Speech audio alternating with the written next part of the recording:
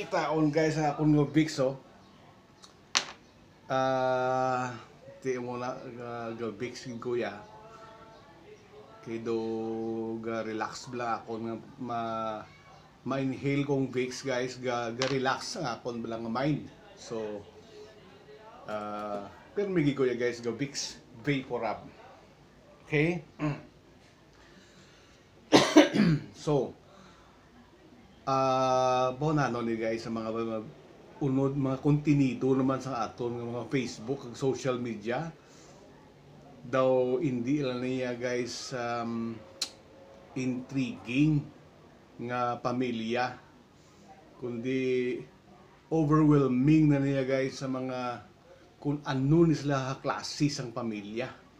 Kilala nyo na guys siguro di isa sang latest subong o pagbugtaw ko gid. Ara di si Pulong Duterte na naman may ginkastigo nga bugaw sa isa ka resto bar dito sa Davao. Nga nga bar owned by ining bantog man bala nga Chinese nga drug smuggler, mga upo dilabla sa itong nagpuslit sang droga from China to the Philippines. So, ari guys siguro subong adlaw ti kadasig man lang sang information sa social media dra kamo makita nyo da guys nga ining bugaw. Anong posilingon sila guys kung may ginkastigo sa nga bugaw? Meaning naga suno sa ginsaysay kay nag-complain ining bugaw mo subong na nga adlaw na nagyo sa anay sa kinatabo ni sa mga May 3 subong March, April, May mga previously guro mga April or the same month March, April, May sa mga May siguro natabo sa naaraman ng detalye sa Facebook naton nga nagwa sa anay sa Davao kag dra saya nag-complain formal complaint sa DOJ. So according sa iya panay sayon amo na nang gin kastigo siya ni Pulong Duterte tungod sa sige lang ang detalye guys arada sa mga videos. So kay nagkuha sila babayi. Anong po sila yung guys busang ginatawag bugaw? Ang bugaw naga-provide sang mga babayi. So dra sa iya da nga ginsaysay nga at hag nga ining honorable kuno nga congressman dira nga si Pulong Duterte nagapanghaplo gali guys ti honorable na guys nagapangastigo ka sang bugaw nagahire ka mga hookers kamo na lang guys judge ti do nagdugang pagidini guys sa mga madamo nga mga kaso nga gin-file sa ini nga pamilya guys.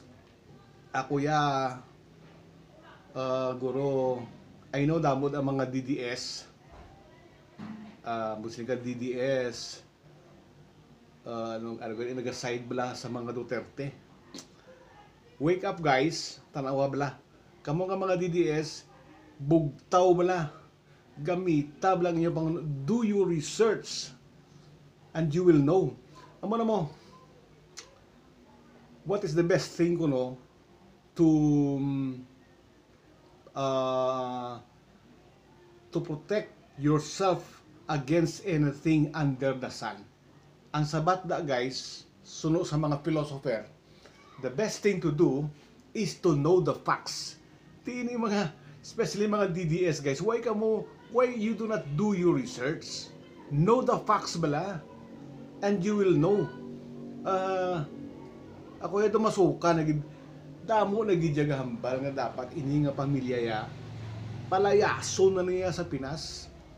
Dapat ang ilag niya nga halin sa drug smuggling, pakadto sa manugpatay, pakadto sa rapist, pakadto sa korupsyon, kumplito ara, pamugaw, pangbabayi, panglugos, pangilkil, intimidate. So this is actually guys a family nga way ka na sang any evil for me, no?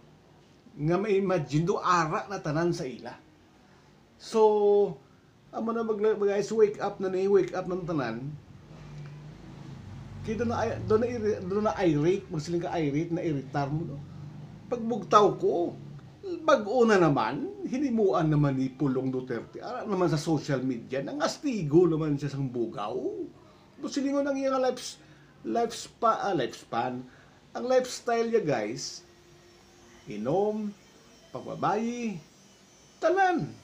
Ang iyang grupo, mga drug smugglers, mga Chinese nationals guys. So kamo na lang tanaw sa mga YouTube, sa Facebook, kung ano mga detalye guys, ang latest naman nga performance nga na-involved naman ining Duterte family. Thank you guys.